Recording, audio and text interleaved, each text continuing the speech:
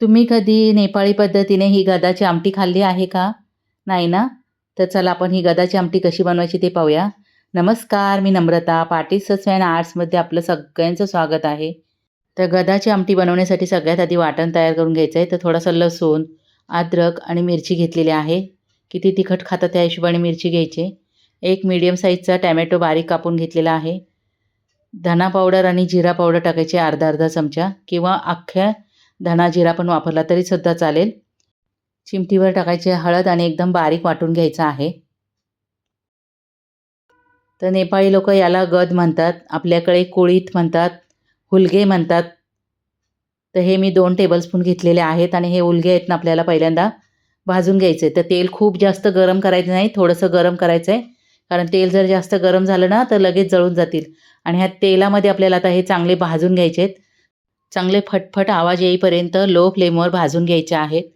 जर उडायला लागले तर वरनं थोडंसं झाकण ठेवलं तरीच चालेल. पण चांगले भाजून घ्यायचं, असं खमंग सुट्टं घरामध्ये हुलगे भाजल्यानंतर. गॅस अगदी बारीक ठेवायचा आहे. तर आपले हुलगे भाजून झालेले आहेत. हे बघा, असे भाजून घ्यायचे चांगले. त्याच्यानंतर जे वाटलेलं वाटण आहे ते पण आपल्याला याच्यामध्येच टाकून घ्यायचं आहे. पाणी लगेच टाकायचं नाही आहे. आणि हे वाटणसुद्धा आपल्याला याच्यामध्ये आता सतत परतून घ्यायचं आहे, त्याला तेल सुटेपर्यंत. थोडंसं पाहिजे तर झाकण ठेवायचं म्हणजे लवकर तेल सुटतं. गॅसची फ्लेम लोच ठेवायची आहे. हे बघा, झाकण काढल्यानंतर परत परतून घ्यायचं आहे चांगलं. चवीनुसार याच्यामध्ये मीठ टाकायचं आहे. आता मसाला आपला चांगला परतून झालेला आहे. आता याच्यामध्ये टाकायचं आहे आपल्याला गरम पाणी. तर पहिला मिक्सरचं भांडं धुवून त्याच्यात पण गरमच पाणी टाकलेलं आहे.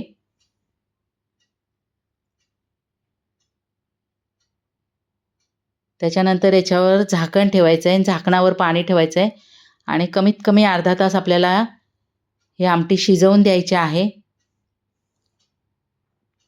आता एक छोटासा चमचा मी बेसन घेतलेला आहे. हे फक्त आमटी 2 माणसांसाठीच दाखवत आहे. आता याच्यामध्ये थोडंसं पाणी टाकायचं आणि याच्या गुठळ्या पहिल्यांदा फोडून घ्यायच्या आहेत. आता आपली आमटी शिजलेली आहे चांगली. अर्धा तासात चांगली शिजते. चांगली भाजली ना तर ही लवकर शिजते. हे बघा, शिजली की नाही ते पाहायचं आहे. एकदम मऊ होणार नाही पण चांगली शिजते. त्याच्यानंतर आपल्याला हे बेसन पातळ केलेलं आहे ते याच्यामध्ये टाकून घ्यायचं आहे. आणि आणखीन पाणी टाकायचं याच्यामध्ये.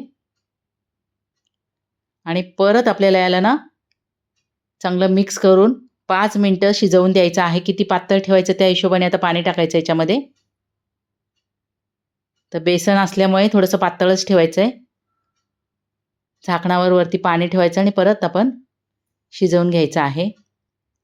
ते बघा, आपली गदाची आमटी तयार झालेली आहे. नेपाळी पद्धतीने बनवलेली आहे. तुम्ही पिठी खाता ना त्या पिठीसारखी याची टेस्ट लागते. वरून कोथिंबीर टाकायची. मस्त चपाती भाकरीबरोबर कुस्करून खाल्ली ना तर फार छान लागते. तर ही 2 माणसांसाठीच मी रेसिपी बनवलेली आहे. ह्या पद्धतीने तुम्ही बनवून बघा. तिखट खात असाल तर मिरची जास्त वापरा. आणि मस्त आपली गदाची आमटी तयार झालेली आहे. नेपाळी रेसिपी आहे ही. तर अशी रेसिपी बनवून बघा तुम्ही. आता थंडीच्या दिवसात हे हुलगे आहेत ना खूप चांगले आहे शरीरासाठी. त्याच्यामुळे अशी रेसिपी बनवून बघा.